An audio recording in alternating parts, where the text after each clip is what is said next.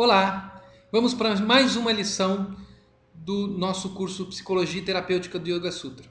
Capítulo 2, estamos estudando Sadhana Padahara, vamos estudar hoje aforismo 4, 5, 6, 7, 8, 9, tá bom? Então vamos lá, que são bem interessantes porque fala das nossas perturbações e a origem das perturbações. Então ele começa no aforismo 4, na afirmação 4, a vidya ou ignorância, a ignorância espiritual, dá origem às aflições, que podem ser latentes, tênues, intermitentes ou plenamente ativas, ou todas estas condições.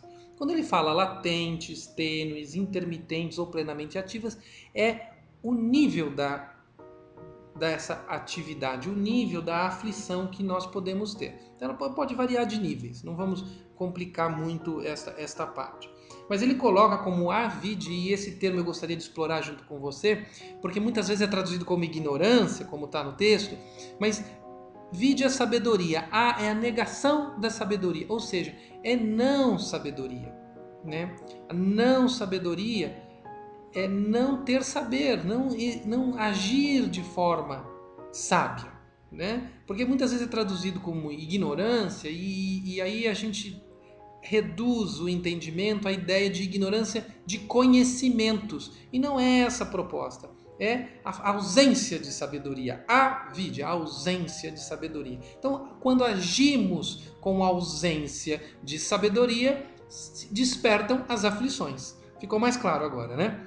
Então, próximo sutra diz: a vidya, ou ignorância, como é a tradução, é confundir o transitório, o impuro, o gerador de dor, o irreal com o que é eterno, com o que é puro, com o que é doador de felicidade, com o que é real, com o que é original. Então aqui é a nossa confusão de achar que o que nós identificamos, ou seja, que a natureza adquirida, todas as formas adquiridas, né, psicológicas pela mente, absorvidas no processo de aprendizado, que é no nosso processo de vivência de tempo e espaço, são adquiridas. Isso a gente considera esses formatos, esses hábitos, né? Essas marcas mentais, os vrites, tudo isso a gente considera como permanente, como puro, como algo duradouro.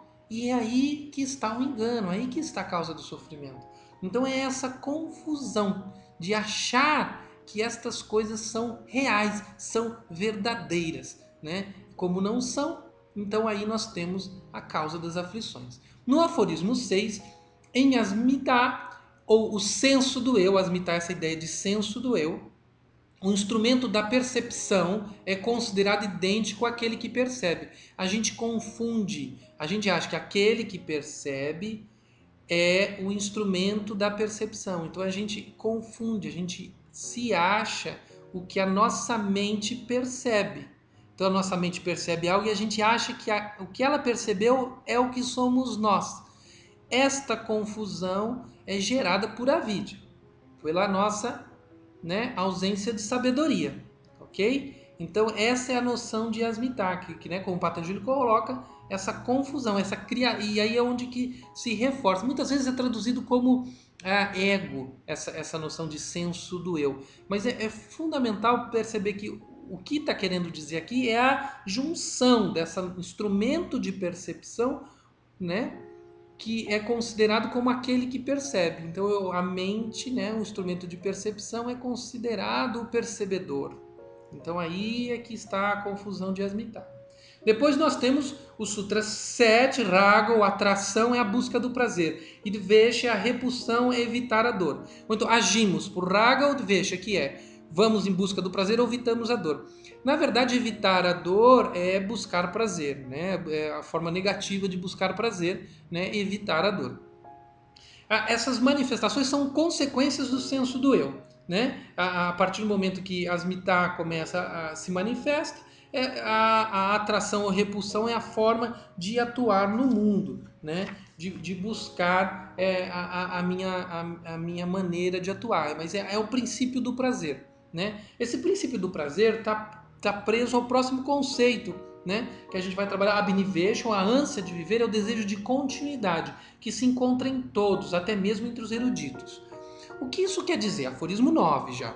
Eu vou repetir. Aforismo 9. Abnivesham, a ânsia de viver, é o desejo de continuidade que se encontra em todos, até mesmo entre os eruditos.